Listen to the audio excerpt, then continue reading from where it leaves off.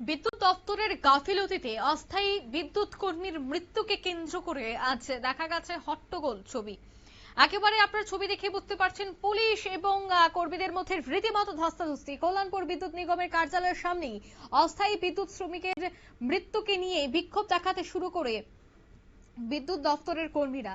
জানা গেছে যে বিদ্যুৎ দপ্তরের গাফিলতিতেই নাকি মৃত্যু হচ্ছে বিদ্যুৎ দপ্তরের কর্মীদের। ঠিক এইভাবেই অস্থায়ী বিদ্যুৎ শ্রমিকেরও ঠিক একইভাবে মৃত্যু হয়েছে, তাই আজ তারা বিদ্যুৎ অফিসের সামনে এই বিক্ষোভ দেখায়। জানা গেছে যে বিক্ষোভকারীদের দাবি হচ্ছে বিদ্যুৎ দপ্তরের ডিজিএম, অতিরিক্ত জেলা পুলিশ আধিকারিক, মহকুমা পুলিশ আধিকারিক, ডিসিএম সহ অন্যান্য প্রশাসনিক আধিকারিকদের সঙ্গে ক্ষতিগ্রস্ত পরিবারের হয়ে প্রতিনিধিরা কথা বলেনি।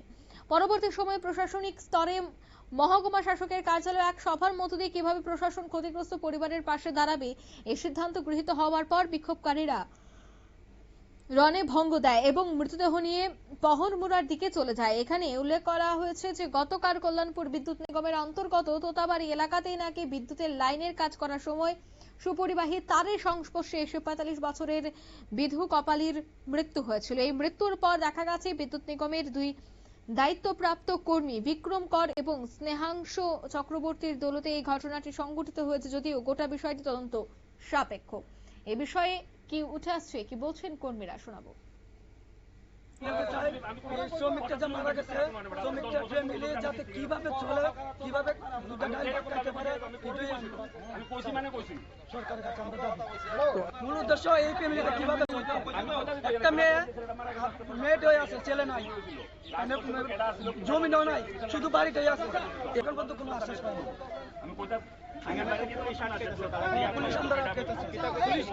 পুলিশ কইতেছে আমরা কিন্তু কিচ্ছু দেখতেছে না। আমরা চাইতেছি যে কিভাবে দেখবেন, সঠিকভাবে কোন একটা প্রমাণ দেন, আপনারা যদি দেখবেন তাও তারা দিচ্ছে।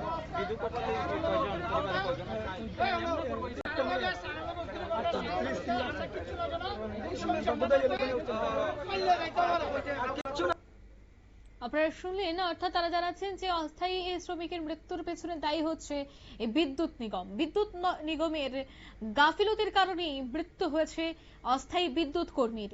তাই এই বিষয়টা নিয়ে আজ তারা প্রতিবাদে নামে দেখাবো সেই সময়ের ছবি।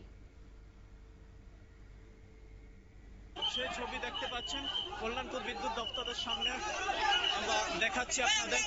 এটা স্বাভাবিক একটা মৃত্যু। এর আগেও বেশ কয়েকদিন, মাত্র কয়েকটা দিন গেছে যে গিলাতলির ঘটনা মণিপুরি বস্তি এলাকার, সেই ঘটনার পুনরাবৃত্তি আরো একবার শ্রমিকের মৃত্যু।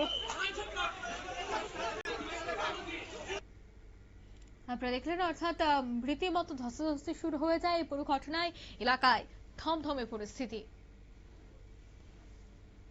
নিয়ে নিচ্ছি ছোট একটি বিজ্ঞাপন বিরতি, সঙ্গে থাকুন।